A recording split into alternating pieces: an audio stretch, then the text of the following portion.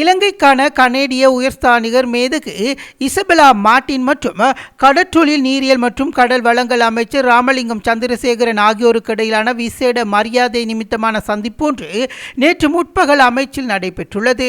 தற்போதைய அரசாங்கம் பதவியேற்று 2 ஆண்டுகள் பூர்த்தியாகியுள்ள நிலையில் நாட்டின் பொருளாதாரத்தை ஸ்திரப்படுத்தவும் ஊழலற்ற நிர்வாக கலாச்சாரத்தை உருவாக்கவும் ஜனாதிபதி தலைமையிலான அரசாங்கம் எடுத்துள்ள முற்போக்கான நடவடிக்கைகள் குறித்து அமைச்சர் போது உயர்ஸ்தானிகருக்கு விளக்கம் அளித்துள்ளார். குறிப்பாக திட்வா சூறாவளி போன்ற இயற்கை அனர்த்தங்களின் போது பாதிக்கப்பட்ட மீனவ சமூகத்திற்கும் நாட்டிற்கும் கனேடிய அரசாங்கம் மக்களும் வழங்கிய மனிதாபிமான உதவிகளுக்கு அமைச்சர் தனது நன்றிகளை தெரிவித்துக் கொண்டார்.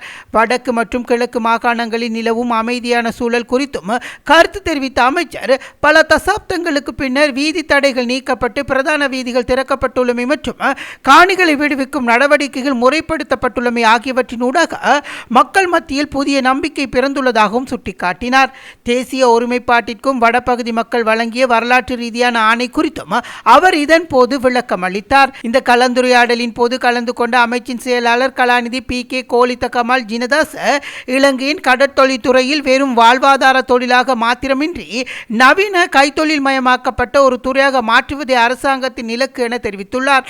இதற்கான கனடா வசம் உள்ள உயர்மட்ட உயரியல் தொழில்நுட்பம், நவீன மீன்பிடி கலன் வடிவமைப்பு மற்றும் நீரியல் வளர்ப்பு தொழில்நுட்பங்களை இலங்கைக்கு பெற்றுக்கொள்வதில் உள்ள ஆர்வத்தை அவர் வெளிப்படுத்தினார். இதன்போது கருத்து தெரிவித்த கனேடிய உயர்ஸ்தானிகர் இசபெலா மார்டின் கனடாவின் புதிய இந்தோ பசிபிக் மூலோபாயத்தின் கீழ் இலங்கையுடன் கடல்சார் பாதுகாப்பு மற்றும் கடற்தொழில் துறையின் ஒத்துழைப்பை வலுப்படுத்துவதற்கு அதிக முன்னுரிமை அளிக்கப்படுவதாக வலியுறுத்தினார். இலங்கையில் உள்ள முதலீட்டு வாய்ப்புகள் மற்றும் தொழில்நுட்ப ஒத்துழைப்புகளை குறித்து எதிர்காலத்தில் விரிவான திட்ட முன்மொழிவுகளின் ஊடாக மேலதிக கலந்துரையாடல்கள் இடம்பெறும் என இதன்போது இணக்கப்பாடு எட்டப்பட்டுள்ளது.